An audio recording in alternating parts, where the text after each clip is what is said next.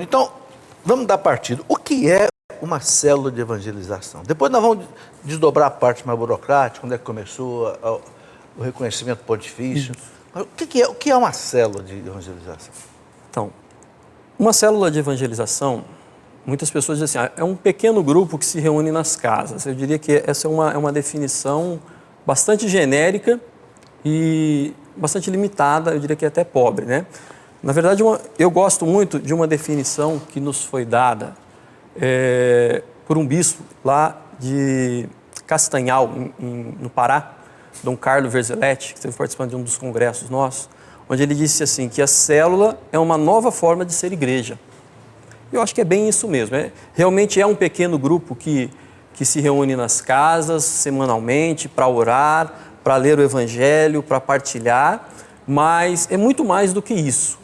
É ser igreja, né? Em toda a sua amplitude, em tudo aquilo que consiste ser uma igreja, né? Partilhar da vida, partilhar não só dos bens materiais, mas do seu tempo, das preocupações, das alegrias. Então, a célula acaba tornando-se uma extensão da sua família, uma extensão da sua casa, né? Então, é um grupo, sim, se reúne nas casas, não se reúne na igreja, isso é uma coisa diferente também, porque hoje é muito difícil você abrir a porta da sua casa para alguém. Hoje nós vivemos num mundo que ele é individualista. Eu tenho medo, eu tenho receio, eu não quero receber pessoas na minha casa. Então a célula é um convite para você abrir a porta da sua casa, para que as pessoas venham, né, sentem, orem juntos, partilhem, falem dos seus problemas, falem das suas alegrias. E isso é ser igreja. A célula, ela tem uma fundamentação bíblica, que é muito importante, que está lá em Atos dos Apóstolos, capítulo 2, versículos de 43 a 47. Na tradução da Ave Maria, ela diz assim, a virtude dos primeiros cristãos. E lá a gente vê que, conforme a narrativa dos Atos dos Apóstolos, diz assim, eles tinham tudo em comum, né? Partilhavam de todas as coisas, sentavam-se à mesa, partilhavam da refeição e se reuniam no templo e nas casas. Então a célula é exatamente isso, nós nos reunimos no templo, na nossa celebração maior, na celebração eucarística, mas não ficamos só nessa celebração eucarística, nós também nos reunimos na casa para celebrar também em família, uma celebração menor, mais íntima. Então é algo como que voltar ao início do cristianismo. As células é esse retorno a essa essência do cristianismo lá dos primeiros cristãos. Ô Fernando, quantas pessoas tem numa célula? Tem um máximo?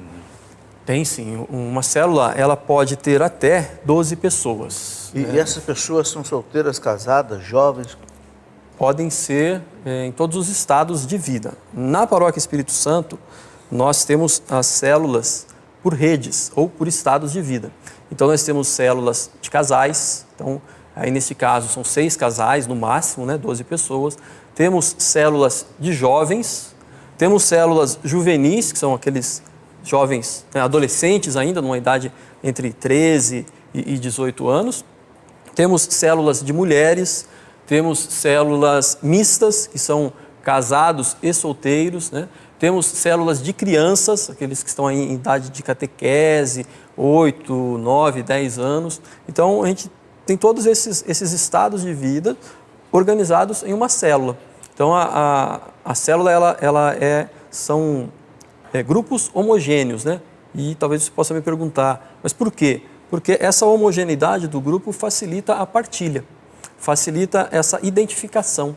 O mais importante numa célula não é só chegar ali e fazer uma oração, mas é identificar-se com o outro, ter a liberdade, criar um vínculo de amizade. Então, quando você tem pessoas no mesmo estado de vida, casais, com filhos mais ou menos na mesma idade, ou jovens em idades aproximadas, que estão buscando as mesmas coisas, isso são coisas em comum que acabam aproximando as pessoas do grupo.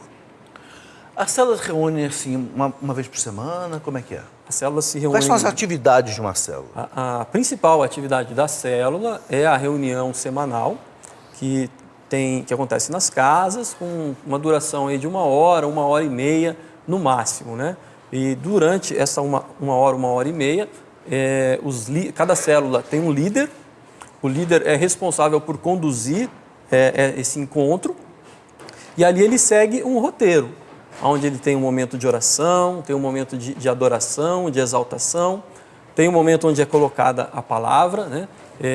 Todas as células naquela semana meditam a mesma palavra, A mesma um roteiro. meditação? Então há um script para ser seguido. Há um script sobre o qual a gente é muito rígido que seja seguido, que seja obedecido. Então, hoje, o nosso pároco, o padre Luiz Fernando, ou o nosso secretário de células lá, o Cristóvão, ele prepara um roteiro. Nesse roteiro tem uma palavra, um trecho do Evangelho. Isso é preparado para cada semana? Para cada semana. E todas as células seguem? Todas as células recebem isso, né, uma semana antes, para que ele possa preparar. Então, o líder, ele recebe ou pelo e-mail, ou ele retira lá na secretaria, ou ele pega no site da paróquia esse roteiro, ele vai ler a palavra e, junto com essa palavra, vai ter uma meditação. Então, explicando, né, o contexto daquela palavra. E todas as células, então, meditam em cima daquela palavra com aquele direcionamento naquela semana.